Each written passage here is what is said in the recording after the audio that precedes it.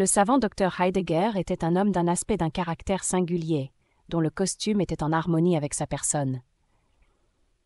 Il avait la réputation de se livrer à l'étude des sciences occultes. Parmi les hôtes intimes qu'il admettait quelquefois à l'honneur d'assister à ses expériences, on comptait 3 gentlemen à barbe grise, M. Medbourne, le colonel Killigrew et M. Gascoigne, plus une vieille dame communément désignée sous le nom de la veuve Wycherley. Ces 4 personnages n'avaient pas eu à se louer de la destinée, mais leur chagrin le plus amer était d'assister au spectacle de leur décrépitude. M. Medbourne, dans son temps plus heureux, s'était vu à la tête d'une grande maison de commerce. Les tempêtes et des spéculations malheureuses avaient englouti sa fortune et l'avaient réduit à un état voisin de l'indigence.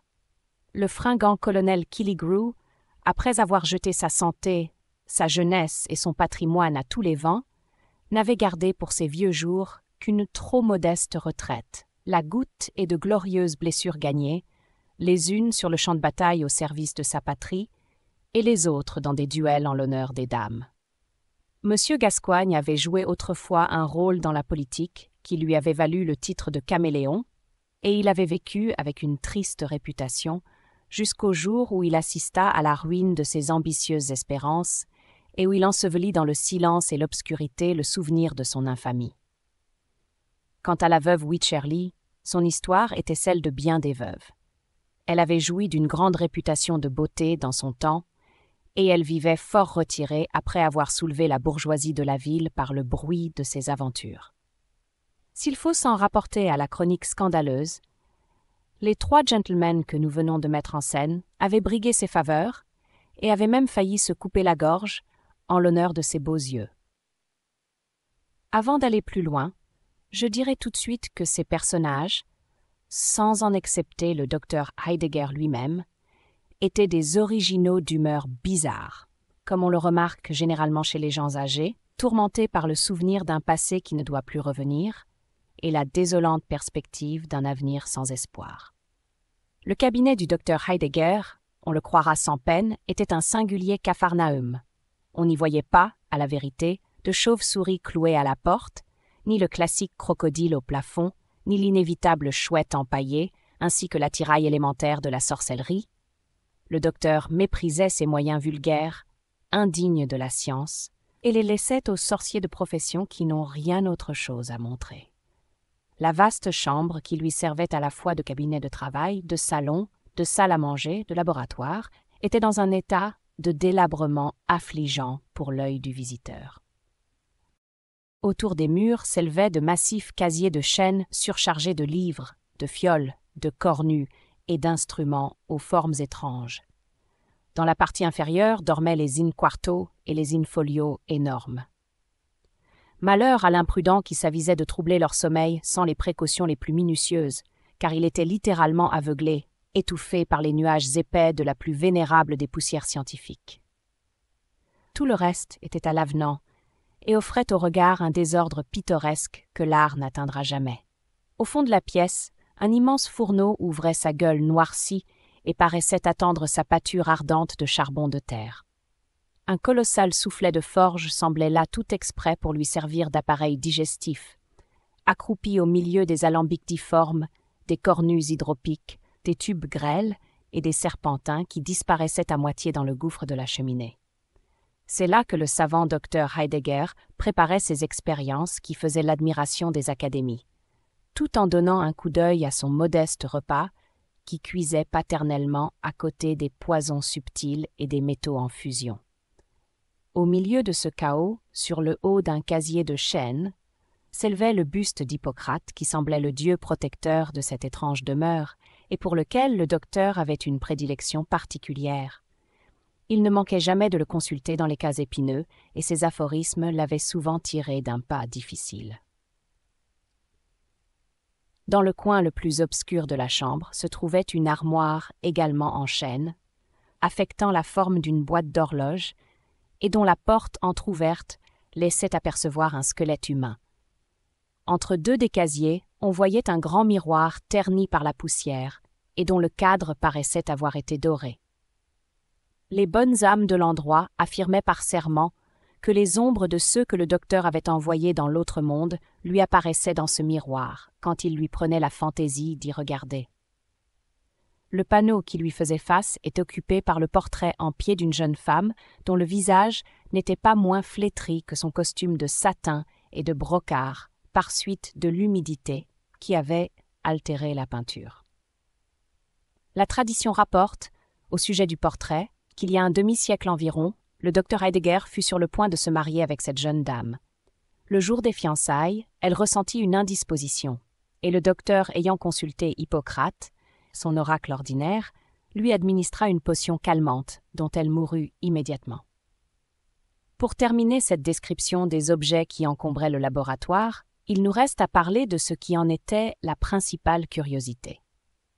C'était un livre énorme, semblable au missel de l'Église romaine ou à une Bible monstrueuse, reliée en maroquin noir, à fermoir d'argent massif et imprimée en caractères indéchiffrables et mystérieux. Le titre même de cet ouvrage n'était composé en aucune langue écrite ou parlée des hommes, et il est incontestable qu'il ne pouvait être que l'œuvre du démon ou de quelque magicien versé dans les sciences occultes. Au temps où le docteur avait une domestique, car depuis longtemps il ne pouvait plus en trouver à cause de sa réputation, cette femme s'enfuit de sa maison avec épouvante, racontant à qui voulait l'entendre qu'ayant soulevé ce grimoire pour en secouer la poussière, le squelette était sorti de sa boîte, la jeune dame du tableau avait sauté de son cadre sur le plancher, des apparitions avaient troublé la limpidité du miroir, l'impassible masque du vieil Hippocrate avait froncé ses sourcils de bronze et que son œil sans regard avait lancé un éclair. Tel était l'aspect général du cabinet du docteur Heidegger par une belle après-midi d'été, au moment même où se passe ce récit, exempt de toute exagération malveillante. Une petite table ronde, noire comme l'ébène, se dressait au milieu de la chambre, supportant un vase de cristal taillé d'une forme élégante, rempli d'une liqueur transparente. La lumière entrait à flots par 2 hautes fenêtres, et les rayons du soleil pénétrant entre les rideaux de Damas, fanés aux larges plis et tombant d'aplomb sur les facettes étincelantes du vase, traversaient la liqueur et coloraient le visage des spectateurs, qui, groupés autour de la table, semblaient entourés comme d'une lumineuse auréole. 4 verres à champagne étaient placés devant eux, et sans expliquer encore le but de ces préparatifs, le docteur, debout devant eux, les contemplait avec cet air de calme supériorité du maître qui va parler à ses élèves, ou du prédicateur qui, du haut de la chaire, s'apprête à foudroyer son auditoire. Chers et anciens amis, commença le docteur, employant avec eux sa formule habituelle « J'ai besoin de vous pour accomplir une nouvelle expérience ». Il est absolument nécessaire d'ouvrir encore une parenthèse, au risque de ralentir la marche des événements et de suspendre l'attention qu'ils méritent. J'aurais un remords de ne pas constater que les nombreuses excentricités du docteur Heidegger avaient donné naissance à une foule de contes plus fantastiques les uns que les autres, et que plusieurs de ces fables, je l'avoue avec candeur et le confesse à ma honte, sont peut-être l'ouvrage de ma véridique personne. Si le lecteur me compare à la servante du docteur qui avait été témoin d'un effrayant spectacle, et si quelques passages de ce récit le trouvent incrédule, je n'aurai que la juste récompense de mes œuvres et le châtiment réservé à un marchand de contes inventé à plaisir. Je ferme la parenthèse. À la nouvelle d'une expérience dont ils étaient prévenus par l'invitation même du docteur, les 3 honorables gentlemen et la respectable veuve Wycherley ne s'attendaient pas à une récréation bien extraordinaire. Ils ne soupçonnaient rien de plus que le supplice d'une pauvre souris emprisonnée sous la cloche d'une machine pneumatique ou l'examen d'une toile d'araignée à l'aide de microscope. C'était ordinairement par des exercices de ce genre que le docteur avait la prétention d'amuser ses convives, réservant pour les gens de science les grandes expériences ou la découverte des secrets qu'il arrachait à la nature martyrisée. Sans ajouter une parole, le docteur traversa la chambre dans toute sa longueur, à pas compter, prit méthodiquement le fameux grimoire à fermoir d'argent, et l'ayant posé sur la table, auprès du vase dont le liquide sembla frémir, il l'ouvrit avec une sorte de respect et montra, entre 2 de ses pages, une fleur desséchée qui avait été une rose, mais dont les feuilles et les pétales aplatis et d'une couleur bistrée semblèrent vouloir tomber en poussière au contact des doigts du docteur. « Cette rose, dit-il d'une voix faible comme s'il eût craint de la briser d'un souffle, ou plutôt parce que l'émotion rendait sa parole mal assurée, cette rose fleurissait il y a plus d'un demi-siècle. » Regardant alors le portrait flétri qui lui faisait face, et étendant ses mains agitées par un mouvement fébrile, il poursuivit, la voix tremblante. « C'est par toi qu'elle me fut donnée, Sylvia Ward, ma chère fiancée. Je l'ai placée sur mon cœur qui t'a gardé un souvenir fidèle et impérissable. Depuis le jour de nos fiançailles, elle dormait dans les pages muettes de ce livre. » Les paroles du docteur, qui d'habitude étaient froides et légèrement railleuses, jetèrent ses auditeurs dans une stupéfaction, telle que si le portrait lui avait donné la réplique, ils en auraient été moins étonnés. Et comme si quelque chose de surnaturel semblait s'agiter derrière leur siège, le brave colonel lui-même, qui aurait encore marché, s'il l'avait fallu, contre des canons chargés, ou même armé son bras d'une épée pour faire respecter une femme, le brave colonel Killigrew n'osa pas retourner la tête. Cependant, le docteur, un peu moins ému, continua avec plus d'énergie dans le geste et dans la voix. « Que ne puis-je, après 50 années, te rendre la vie et la jeunesse, comme je vais rendre à cette fleur son parfum et ses couleurs ?» Ces derniers mots, bien que prononcés avec un grand sérieux, firent cesser le charme de l'évocation qui les avait précédés. La veuve Wycherley, qui avait failli s'évanouir quelques minutes avant, retrouva sa présence d'esprit et l'usage de sa langue pour s'écrier. « Comment, docteur? Pourquoi ne me dites-vous pas qu'il est possible à mon visage couvert de rides de retrouver la fraîcheur qu'il avait autrefois? Vous voulez vous moquer de nous, en vérité. Nous avez-vous fait venir dans cette intention? » Le docteur Heidegger n'était pas de ces savants qui parlent 1 heure pour vous expliquer ce que votre œil verra en quelques secondes et qui vous gâtent ainsi tout le plaisir de l'imprévu et de la surprise. Il parlait le moins possible avec discrétion et laissait à la science le soin d'impressionner l'esprit des spectateurs. « Voyez, dit-il simplement, sans même songer à répondre au flux de paroles inutiles de la veuve Wycherley, et, soulevant le couvercle du vase, il posa doucement la rose sur le liquide. Elle parut d'abord voguer à la surface, comme si elle ne pouvait en absorber l'humidité. Mais bientôt un indéfinissable phénomène se produisit. Les pétales aplatis et desséchés parurent se gonfler, se ranimer et prendre une teinte rosée, comme si la fleur se réveillait du sommeil de la mort. Les petites branches de feuillage commencèrent à verdir, comme si une sève inconnue courait dans toutes les fibres. La transformation s'accomplissait à vue d'œil, et en quelques secondes, la rose d'un demi-siècle parut aussi fraîche que le jour où Sylvia Ward l'avait détachée de son corsage pour la donner à son bien-aimé. Elle était à peine épanouie, et ses feuilles délicates, d'un rose pâle, s'arrondissaient autour de son calice humide où perlaient 2 ou 3 gouttes de rosée, étincelantes et limpides. « Ah, c'est véritablement une charmante surprise !» s'écrièrent les amis qui avaient attentivement suivi cette expérience, en modérant toutefois les élans d'un enthousiasme peut-être déplacé, car ils avaient été témoins de scènes de physique amusantes et de prestidigitation plus prodigieuses encore que la résurrection d'une fleur. Mais le docteur ne remarqua pas leur indifférence. Il respirait le suave et doux parfum de la rose, comme si elle eût gardé un souffle de l'haleine embaumée de sa fiancée, qui avait déposé un baiser sur elle avant d'exhaler son dernier soupir. Les auditeurs attentifs semblaient attendre une explication. « Vous avez peut-être entendu parler de la fontaine de Jouvence, dit le docteur, reprenant son attitude professorale. Ponce de Léon, aventurier espagnol qui vivait il y a 2 ou 3 siècles, s'était voué à sa découverte. Et l'avait-il trouvée ? Interrompit la veuve Wycherley, qui ne connaissait cette fontaine que de réputation. Non, madame, il n'avait pas bien dirigé ses recherches. Il s'égara et mourut sans avoir vu son voyage couronné de succès. La fameuse fontaine de Jouvence, si les renseignements géographiques qui m'ont été transmis sont exacts, est située dans la partie méridionale de la péninsule de la Floride, dans les environs du lac Macaco. Sa source est ombragée par des magnolias séculaires dont le feuillage verdoyant et les fleurs violettes gardent éternellement leur fraîcheur par la vertu merveilleuse de ses eaux.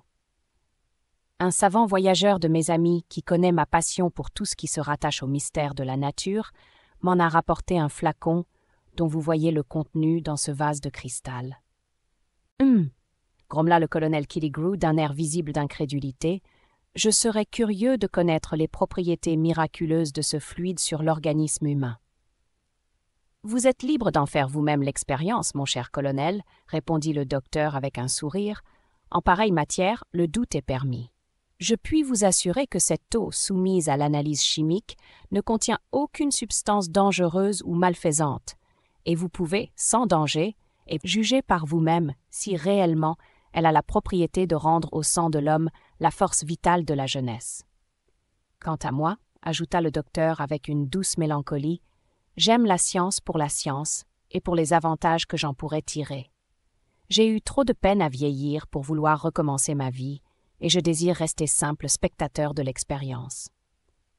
En achevant ces mots, le docteur Heidegger avait rempli les 4 verres à champagne de l'eau de la fontaine de Jouvence, et on put apercevoir de petites bulles d'un gaz en effervescence qui montaient lentement des profondeurs des verres et pétillaient à la surface du liquide. Un parfum léger et pénétrant qui s'en dégageait embauma l'atmosphère de la chambre, et les 4 vieillards, ébranlés par le sang-froid et l'assurance du docteur, se regardèrent indécis, supposant que cette eau pouvait bien, à la vérité, contenir un principe généreux et vital, et, sans être convaincus de sa propriété merveilleuse, ils se décidèrent à en faire l'épreuve sur la foi du docteur. Un instant, dit alors celui-ci en étendant la main avec un geste expressif, il convient, avant de revenir en arrière et de ressaisir la jeunesse, de mettre à profit votre expérience pour en traverser de nouveau les écueils et les périls. Réfléchissez que vous allez, les premiers, posséder cet unique avantage d'avoir la science des vieillards dans des têtes de jeunes gens, et que vous devez au monde de servir aux autres hommes de modèles de sagesse, de vertu et de modération. Nous avons payé assez cher les rudes leçons de l'expérience pour qu'elles nous soient profitables, répondirent les 4 vieillards, dans une pensée unanime, en accompagnant leur réponse d'un petit rire chevrotant. Ainsi, docteur, soyez tranquille de ce côté, vous aurez lieu d'être satisfait. Je ne mettrai plus ma fortune sur de perfides navires, dit le négociant. Belle dame, dit le colonel en se tournant ironiquement vers la veuve Wycherly, vous pouvez essayer l'artillerie de vos beaux yeux sur moi. Je connais le défaut de ma cuirasse, ajouta l'homme politique, et je suivrai une ligne inflexible qui me conduira droit au but. Je recommencerai, pensa la veuve, mais j'éviterai le scandale. Buvez donc, dit le docteur en s'inclinant. Je vois avec plaisir que j'ai bien choisi les sujets de mon expérience. À ce signal, les 4 vieillards, saisissant les verres de leurs mains tremblantes, les portèrent à leurs lèvres, et si jamais l'eau de la fontaine de Jouvence eut le don de rajeunir, elle ne pouvait abreuver 4 créatures humaines qui en eussent plus besoin que les amis du docteur. Les verres étaient à peine replacés sur la table qu'un rayon de soleil éclairant à la fois leur visage ou la foudre les frappant d'une décharge électrique n'aurait pas produit un changement plus rapide et plus complet. Ces 4 vieillards qui, une seconde auparavant, paraissaient n'avoir jamais connu un seul des bonheurs de la vie et des plaisirs de la jeunesse, bien qu'ils eussent autrefois été les enfants gâtés de la nature et les favoris de la fortune. Ces 4 créatures grisonnantes, décrépites et desséchées, dont la mort disputait les restes à la vie, qui tout à l'heure n'avaient pas assez d'énergie pour se ranimer à l'espoir d'une existence nouvelle, venaient de reconquérir d'un seul coup la force et la vigueur. Les riches couleurs de la santé avaient remplacé la teinte cadavérique de leur visage. Ils se contemplaient les uns les autres et lisaient mutuellement dans leurs regards que l'influence magique de l'eau de Jouvence avait effacé de leurs traits les stigmates imprimés par le temps. La veuve Wycherly rajusta instinctivement sa coiffe en se sentant redevenir femme. Tous, par un mouvement spontané, tendirent leurs verres en s'écriant « Encore, cher docteur, sublime docteur, incomparable docteur, encore, encore, nous ne sommes plus des vieillards, mais nous sommes loin d'être des jeunes gens. » Cependant, le docteur immobile contemplait avec une froide impassibilité les résultats de son expérience et suivait la marche du phénomène qui s'accomplissait sous ses yeux. La transformation morale avait suivi la transformation physique. Le geste, la voix, le regard de ses convives l'attestaient, et tous s'étaient levés le verre à la main, comme pour témoigner qu'ils n'étaient pas dupes d'une illusion passagère. « Patience, dit-il, sans sortir de son flegme philosophique. Vous avez mis assez de temps à vieillir. Ne forçons pas les lois de la nature. Laissez à votre sang le temps de répandre la vie dans les veines. Et ne vous exposez pas à briser les rouages d'une machine fatiguée. Votre impatience ne peut-elle pas souffrir d'attendre une demi-heure pour redevenir des jeunes gens? Cependant l'eau est à votre service. » Un respectueux silence pour celui qui tenait leur destinée dans ses mains calma ce premier moment d'effervescence. Les verres se remplirent pour la seconde fois, et quand le gaz en ébullition commença à pétiller à la surface, ils les vidèrent d'un trait. Et du même coup, ainsi qu'un changement à vue opéré par la baguette d'un enchanteur et rapide comme la pensée, leurs yeux clairs et brillants lancèrent de joyeux éclairs. Leurs crânes, couverts de mèches rares et blanchissantes, se couvrirent d'une chevelure abondante, et c'étaient bien réellement 3 gentlemen dans la force de l'âge et une jeune femme d'une santé florissante qui entourait la table du docteur Heidegger. « Chère veuve, vous êtes adorable !» s'écria d'une voix passionnée le colonel Killigrew, qui, les yeux attachés sur le visage de la veuve Wycherley, voyait les dernières rides de la vieillesse et les ombres des années s'effacer comme les ténèbres au premier feu de l'aurore ou les vapeurs légères du matin au premier baiser du soleil. Sans être entièrement édifiée par les compliments de l'enthousiaste colonel et voulant se convaincre par elle-même qu'ils avaient quelque raison d'être, la belle veuve du temps jadis s'élança légèrement du côté du miroir. Elle hésita cependant une seconde avant d'en approcher, tremblant d'y rencontrer le visage d'une vieille femme. Mais rassurée soudain par un regard jeté du côté de son ancien adorateur, redevenu le bobo capitaine Killigrew, elle regarda résolument dans la glace polie qui lui renvoya un charmant sourire, orné de 32 dents éclatantes.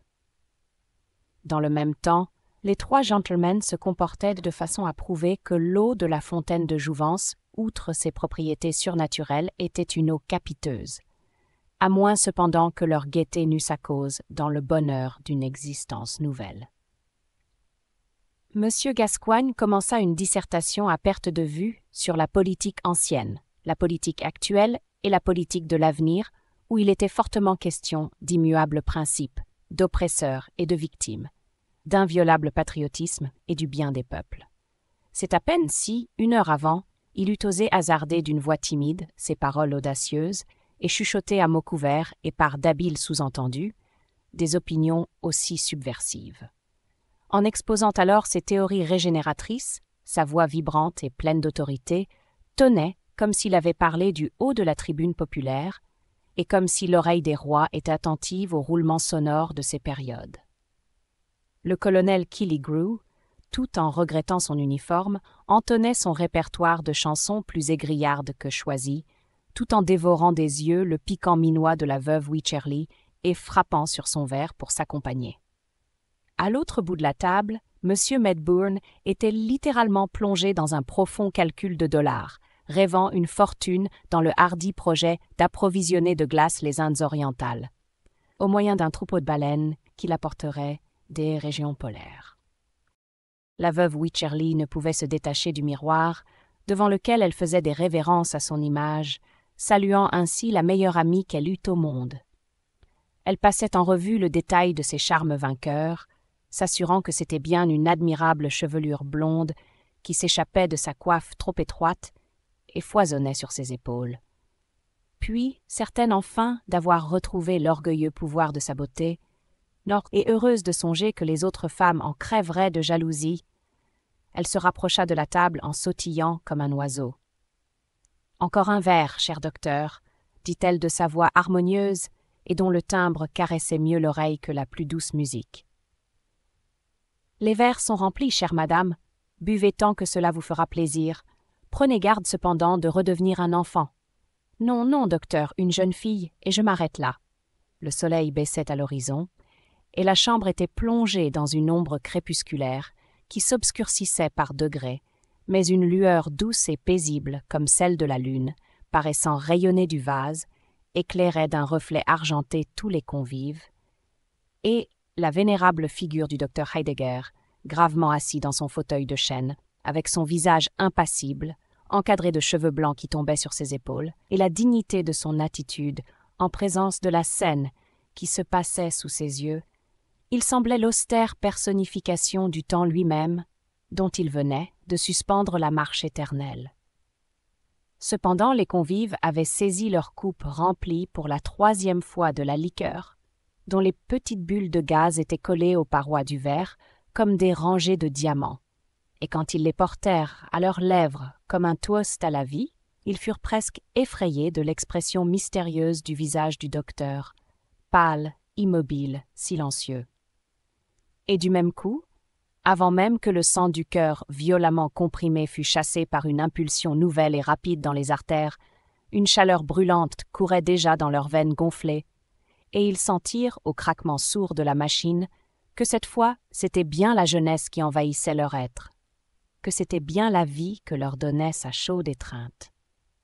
L'énivrante liqueur avait accompli l'œuvre commencée. La vieillesse et son cortège morose n'étaient plus qu'un mauvais rêve interrompu par le joyeux réveil. L'âge mûr et la raison avaient disparu. Ils étaient au printemps de la vie. Créatures nouvelles dans un corps nouveau, ils saluaient leur existence reconquise, contenant à peine les pensées tumultueuses qui bourdonnaient dans leur jeune cerveau, et les désirs impétueux qui grondaient au fond de leur poitrine, d'où s'échappa un cri de sauvage bonheur. « Nous sommes jeunes! Nous sommes jeunes !» C'est un curieux spectacle que ce groupe bruyant et animé de jouvenceaux ivres jusqu'à la folie. La première idée qui passa par leur tête fut de rire à gorge déployée de leurs infirmités et de leur décrépitude. Ils s'amusaient de leurs costumes de vieillards et les larges basques de leurs habits flottants, les gilets trop longs, ainsi que la coiffe et la douillette de la jeune fille, les jetaient dans des élans de joie extravagante. Ils jouaient à la mascarade, l'un boitait par la chambre comme un vieux grand-père, l'autre appliquait sur son nez une paire de besicles et faisait semblant de déchiffrer les caractères du grimoire avec une gravité comique. Un troisième, enseveli dans un fauteuil à bras, singeait la pose du vieux docteur. Ce n'étaient presque plus des jeunes gens, c'étaient plutôt des enfants joyeux comme des poulains en liberté et folâtres comme des jeunes chiens de chasse. Ils poussaient des cris joyeux, courant et se poursuivant à travers la chambre. La veuve Wycherly, s'il est encore permis de donner ce titre à une si jeune et si séduisante personne, s'était penchée sur le bras du fauteuil du docteur Heidegger, et avec un sourire malicieux. « Docteur, cher docteur, lui disait-elle avec instance, accordez-moi la faveur que je vous demande, je vous en supplie, je veux m'amuser, faites-moi danser. » Je laisse à deviner le rire de la troupe à la vue de la plaisante figure du docteur en face de cette étrange proposition. « J'espère que vous voudrez bien agréer mes excuses, ma jeune amie, » répondit le docteur avec une grâce sereine. « Vous voyez que je suis un vieillard, et il y a déjà longtemps que je ne danse plus. » Je ne doute pas cependant qu'un de ces jeunes gentlemen ne sollicite la faveur d'être votre cavalier. « Dansez avec moi, » s'écria le colonel Killigrew. « Non, non, certes, c'est moi qui serai son danseur, » exclama M. Gascoigne. « Il y a plus de 45 ans qu'elle m'a promis sa main, » hurla M. Medbourne, intervenant à son tour. Tous alors l'entourèrent et la poussèrent pour obtenir d'être favorisés les premiers. L'un lui prit passionnément les mains, le second passa son bras autour de sa taille flexible, pendant que le troisième jouait avec les boucles de ses cheveux. Tour à tour, rougissant, palpitant, grondant, riant, effleurant leur visage enflammé de son haleine, elle s'efforçait de se dégager de cette triple étreinte, dont les nœuds semblaient se resserrer à chaque mouvement. Jamais on ne vit un tableau groupé avec autant d'art et plus séduisant que cette scène de jalousie de jeunes gens. Lutte charmante dont la beauté devait être le prix, tandis que, par une singulière ironie, le miroir réfléchissait une dispute de 3 vieillards s'arrachant une vieille femme, et dont la pétulance rendait les mouvements encore plus ridicules. Ils étaient jeunes pourtant, et la passion parlait là son clair langage. La jeune fille attisait le feu par un manège de délicieuse coquetterie. Elle semblait glisser entre leurs doigts comme une couleuvre, et s'abandonnaient à tous sans se livrer à aucun. Aux regards farouches succédèrent les insultes. Le mot blanc-bec fut lancé par le bouillant colonel Killigrew à ses deux compétiteurs. On se sauta à la gorge, et les combattants n'auraient pas manqué de se faire une arme de tout ce qui leur aurait tombé sous la main, si la bataille n'avait cessé tout d'un coup comme par enchantement. Dans l'ardeur du tumulte, la table venait d'être renversée. Le vase de cristal était brisé en 1000 pièces. L'eau merveilleuse, la précieuse liqueur de la fontaine de jouvence coulait sur le plancher, et la stupéfaction des auteurs de ce désastre les empêcha de remarquer un modeste phénomène qui s'accomplissait à leurs pieds. Un vieux papillon était entré par la fenêtre. Séduit par un beau soleil de mai, il s'était aventuré à voltiger dans le jardin, il avait pénétré dans la chambre. Mais quand il avait voulu regagner l'espace et la lumière, il avait été saisi d'un engourdissement subit et s'était abattu sur le plancher, d'où il essayait encore de s'envoler. Il était dans cette situation pénible et vraisemblablement en danger de mort quand 2 ou 3 gouttes de l'eau merveilleuse l'atteignirent par hasard. À ce contact vivifiant, ses ailes frémirent comme au midi des chaudes journées et il s'élança joyeusement à travers la chambre. Après quelques évolutions, il finit par se poser sur la tête blanche du vénérable docteur qui avait gardé son immobilité. « Revenez à vous, messieurs, revenez à vous, madame Wycherley », avait dit le docteur à la vue du vase renversé. Je dois réellement protester contre ce tumulte. Cette voix tranquille et la dignité sereine du vieillard calmèrent subitement les transports de leurs âmes irritées, et ils contemplèrent alors avec un respect silencieux le docteur Heidegger qui se baissait pour ramasser la rose au milieu des débris qui gisaient à terre. Il leur sembla qu'ils venaient d'entendre la voix du temps, réprimandant leurs accès de folie, et ils reprirent leur place d'un air consterné et comme frappés d'un funèbre pressentiment. « Ce vase qui vient de se briser, » continua le docteur, « renfermait assez de liqueur pour rendre la jeunesse au vieillard d'une ville entière, et il n'en reste plus même une goutte pour ranimer la rose de ma pauvre Sylvia, qui se dessèche dans ma main. » C'était la vérité. La rose perdait ses couleurs et se dessécha rapidement jusqu'à ce qu'elle fût exactement revenue au point où le docteur l'avait trouvée entre les pages du livre noir. « Eh bien, je l'aime mieux ainsi, dit-il avec mélancolie en la portant à ses lèvres. La fleur fanée sied mieux au vieillard. Tu m'es témoin, Sylvia, poursuivit-il en évoquant encore ce souvenir, que je n'ai pas retardé d'une seconde le moment qui doit nous réunir. » Et comme il achevait ces paroles, le vieux papillon, qui s'était posé sur sa tête blanche, agita ses ailes dans une dernière convulsion et tomba sur le plancher. Les 4 convives frissonnèrent, saisis d'un indéfinissable malaise, ils éprouvaient une sensation étrange de froid glacial qui raidissait tous leurs membres et figeait le sang de leurs veines, et il leur sembla qu'un manteau de plomb courbait leurs reins et écrasait leurs épaules. Ils sentaient le vertige envahir leur cerveau, et quelques minutes après, c'étaient 4 vieillards à la tête branlante qui étaient rangés autour de la table du docteur Heidegger. La veuve Wycherley ramena sa coiffe sur son crâne dénudé par un mouvement instinctif de coquetterie féminine, dernier sentiment qui survit dans l'âme de la femme. L'eau de la fontaine de jouvence n'avait, hélas, qu'une vertu passagère, et de ce court délire et de cette ivresse rapide, il ne leur restait qu'un amer souvenir, le plus cuisant de tous, les débris du vase, dispersés à leurs pieds, leur disaient assez qu'ils n'étaient pas le jouet d'un rêve ou d'une hallucination. « Sommes-nous donc sitôt redevenus des vieillards » soupirèrent-ils d'une voix plaintive. « Oui, mes amis, la nature et le temps ont repris leur empire, et leur marche un instant troublée et suspendue. Pour moi, je ne le regrette pas. La fontaine de jouvence coulerait-elle dans mon jardin que jamais je ne tremperais mes lèvres à sa source enchantée, la jeunesse qu'elle procure dura-t-elle des années. Tel est le fruit que j'ai recueilli de votre exemple. » Les 4 vieillards se levèrent en silence et prirent congé de leur hôte. J'ai ouï dire depuis qu'ils ont entrepris un pèlerinage dans la Floride, pour découvrir à leur tour la fontaine de jouvence.